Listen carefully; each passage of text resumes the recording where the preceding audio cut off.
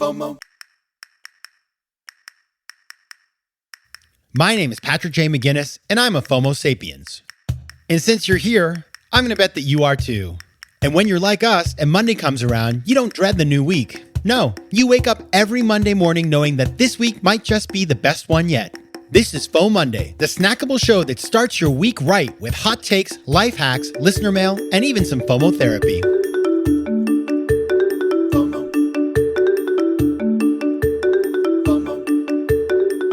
Hey everybody, this is FOMOnday, the snackable companion show to FOMO Sapiens, which of course will be back on Thursday with a full episode. But until then, happy FOMOnday, best day of the week. I'm your host, Patrick J. McGinnis, venture capitalist by day, author and podcaster by night, FOMO Sapiens 24/7, and gullible.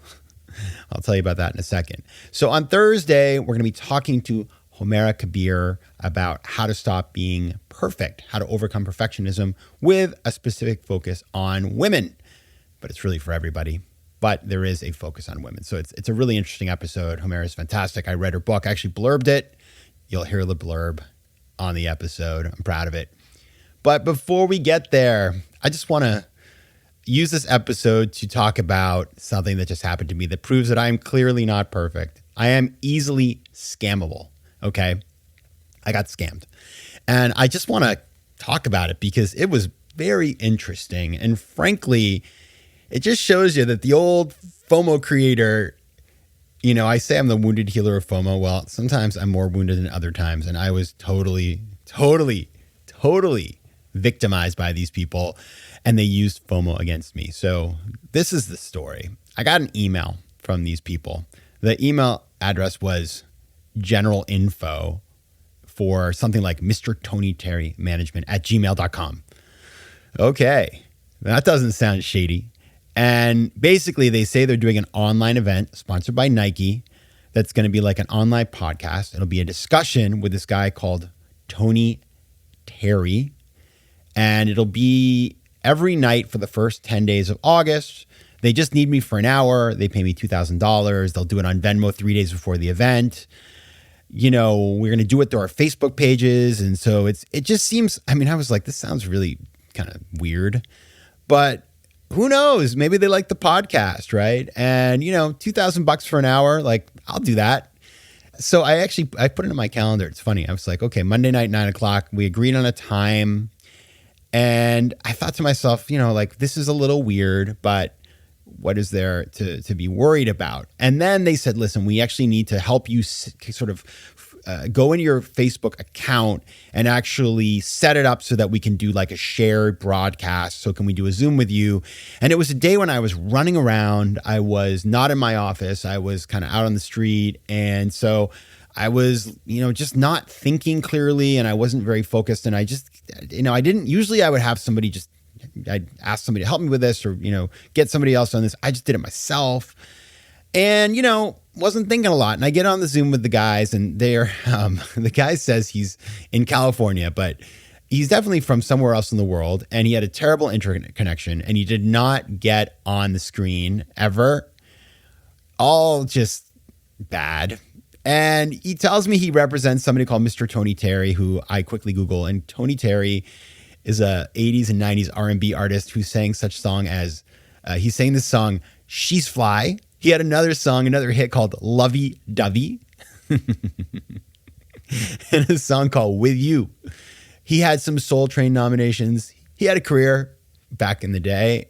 And I guess he was trying to make a comeback. That's what they were telling me. And anyway, sorry, Tony Terry. And so anyway, I'm sort of like, what is this? But again, I was like, wow, what are they going to be able to do? I'm not giving them my bank account, right? Well, what they had me do was go into my Facebook account and make all these changes, which seemed very innocuous to me. And I had it on screen share part of the time, but then I would hide that because I was worried that they would get some info that I didn't want them to have. Well, they clearly did. Because in the middle of all this, I realized something was a little off. And when the call ended, I immediately Googled Tony Terry, and there it is on Reddit. It's a scam. And they took over my Facebook business account immediately. Oh, they're so fast. And immediately I get these emails like that they've added new people to my account, all these new people getting added. It's very traumatic because it's almost like you're in your house and then the alarm goes off, you know, if you have an alarm system and there's people in the house and you're being robbed, or It was very traumatizing. And I was quick acting. So, I mean, I immediately disconnected everything I could. I don't even know if I had an Amex card on there, but I took off credit card. I disconnected my other sort of accounts like my WhatsApp and my Instagram. So I was able to mitigate. And they tried to run a campaign. It didn't really work because I didn't have a credit card. So in the end, thank goodness I didn't lose anything, but I'm completely locked out. And in fact, I kind of pulled some strings through friends of mine to get somebody at Facebook to try to help me out. And so far, the help it's actually kind of not helped, by the way. So I've got if you have a good in at Facebook business, please let me know. By the way, Facebook business, you guys need better customer service. It took 4 or 5 days, and then the solution they provided didn't actually fix my problem. It actually didn't do anything. So Facebook, shame on you, because, you have no customer service. But again, it's the whole thing it really struck me, because what they did, of course, was they tapped into my aspirational FOMO. It's like, oh, free money, right? And then they come up with this, oh, all these other people are doing it. You'll be doing it with a group of people. That's the herd FOMO. And then I didn't even think. It's insane. I'm so disappointed in myself. I really felt ashamed, which is why I'm telling you about it, because I just feel like if I tell you about it, somehow it's better to just talk about these things. Now, the thing is, I have a history. I don't know what it is about my face, but people love to scam me, and I'm trusting and believe the best in people. So in New York, one time I got out of a cab and this guy was like, oh, I work for this Broadway show. It's called Sweeney Todd, and I do the costumes, and I've been locked out of my apartment. I have to go back to the theater because if I don't, then we won't have costumes for tomorrow. And he had a whole sob story. And I was actually going to see that show the week after because my brother knew Michael Cerveris, who was the star. And so I kind of asked him, I was like, oh, well, who's in Sweeney Todd with you? He was like, oh, Michael Cerveris and Patty Lupone. I was like, oh, that's okay. That's legit. I played a little bit more. I sort of sussed him out.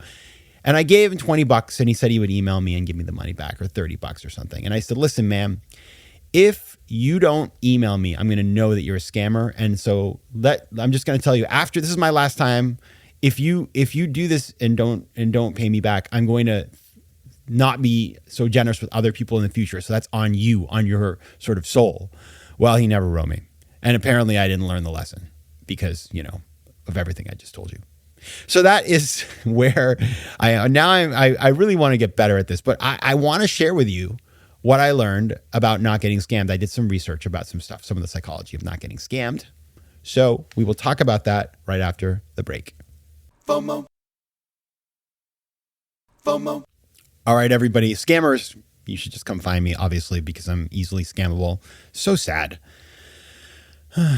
But I got 5 tips. 5 tips. Number 1, be skeptical. Okay, Google everything you get online.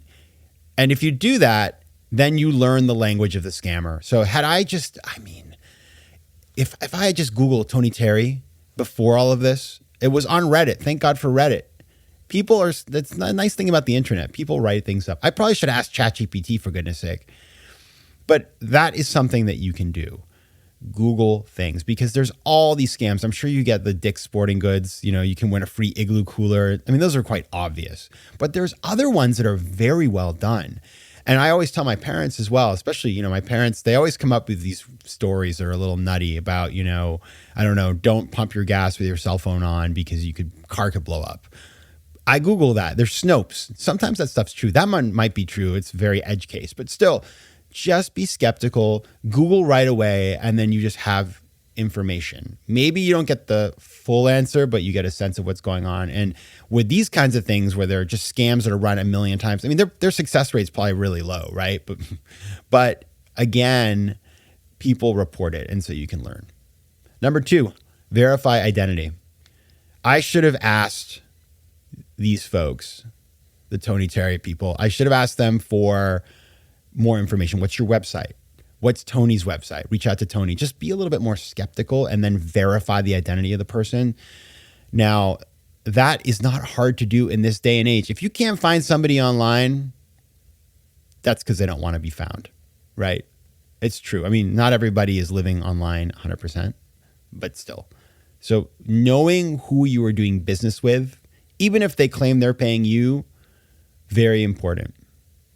Number 3, just ask the people around you, does this make sense? Like, smell test. Hey, I got this email. Here's what it says. Forward it to your friend. Does this seem real to you? Because other people, they don't have the FOMO about the reward. They don't have the aspirational FOMO or the herd FOMO about not wanting to miss out, right? They're emotionally not invested. So they're going to give it to you straight. If I had just done this, I don't even know why I didn't tell people. I guess I just felt cheesy that I was doing this lame thing for $2,000, but I was thinking like $2,000, like, I don't know. It's a lot of money for an hour. One can have a very fun time. You know, you can buy lots of things. You can give it to charity, which I wouldn't have done in that case probably, but still you could do. But ask somebody else and let them be your filter. Number 4, don't be afraid to offend. This is a one where I think if you're a people pleaser a little, like I had a bad feeling. And I was kind of like, it was so shady, but I just didn't want to offend. It's like, I should have asked to see this person's face. But I was like, I don't want to be, maybe he's, uncomfortable. Don't be afraid to offend people. If somebody stops you on the street and they're trying to scam you or they're doing something a little weird, you can just say, hey, wait 1 second. I want to Google this and make sure it's not a scam. Try that. If they run away, then you're onto it, right? But do not be afraid to offend. You can always be nice. And you aren't being offensive, by the way. It's just the person's a scammer. So obviously they're going to be, reluctant for you to do that. Number 5, this is the one that hurts the most. If it's too good to be true, it is. If somebody, a random person you've never heard of from the 80s who sang a song called Lovey Dovey wants an hour of your time for $2,000, no strings attached, and is going to send you the money up front. No. Okay. Well, that is what happened. All right, everybody. So if you have thoughts, if you know somebody at Facebook Business who can help me, if you know Zuck, please let me know. Or if you have an experience that is crazy, let me know. I'd love to have you on the show to talk about it. If you have a truly wild scam story, I would just love to hear about it. All right, everybody. You can reach out to me at PJ McGinnis on Twitter, X, I guess they call it now. So silly. At Patrick J. McGinnis on Instagram and at Let's Connect at patrickmcginnis.com.